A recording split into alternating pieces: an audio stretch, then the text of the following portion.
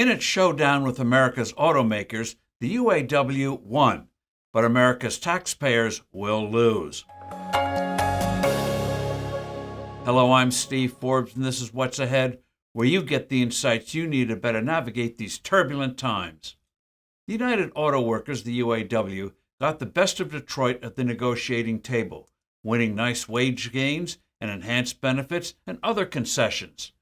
That the union wanted to squeeze the big three is understandable, but its particularly aggressive stance in this instance will hasten the day when automakers will need a federal government bailout, just as GM and Chrysler, now part of Stellantis, did in 2008-2009.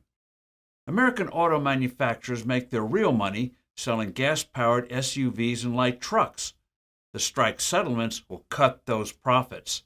These companies lose money big time on electric vehicles, EVs. Unfortunately, Washington and various states are determined to ban vehicles powered by the internal combustion engine. In other words, engines fueled by gasoline or diesel fuel. The Biden administration is pursuing this destructive goal by EPA regulations regarding tailpipe emissions. States are going for outright prohibitions by particular dates. The trouble is that the overwhelming majority of Americans don't want EVs.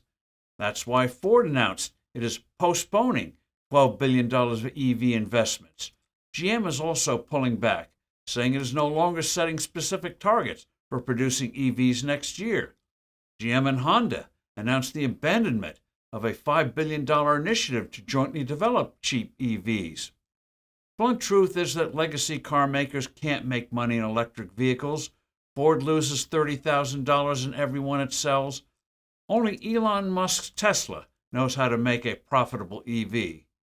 The longer car manufacturers are forced to invest in products most consumers don't want, and regulators move to upend the making of vehicles people do want, and which these companies depend on for making a profit, the faster the time comes for multi-billion-dollar bailouts. People's reluctance to embrace EVs is entirely rational. They're too costly for most consumers, as that abortive GM-Honda partnership attests. They're inconvenient to juice up. Millions of people don't have garages for doing it overnight. Even a 30 to 40-minute supercharger is no match for a 3 to 5 minute fill-up at the gas station. And a supercharger is vastly more expensive than a gasoline pump. Noted technology guru Mark P. Mills points out that, quote, long refueling times will translate into long lines at EV refueling stations, as well as the need for 5 to 10 times more charging ports than fuel pumps, end quote. The reliability of these machines is dependent on weather. Batteries can lose up to 30% of their range with low temperatures. Hot weather also adversely affects a battery's range. A gargantuan obstacle to banning the internal combustion engine is this. The 1,000-pound EV battery requires an immense amount of minerals.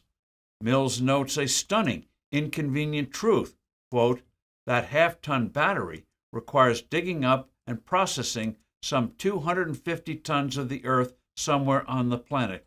Contemplate that, 250 tons of earth for one EV battery. Big question. Will Washington wake up to reality before Detroit hits a financial iceberg? I'm Steve Forbes. Thanks for listening. Do send in your comments and suggestions. I look forward to being with you soon again.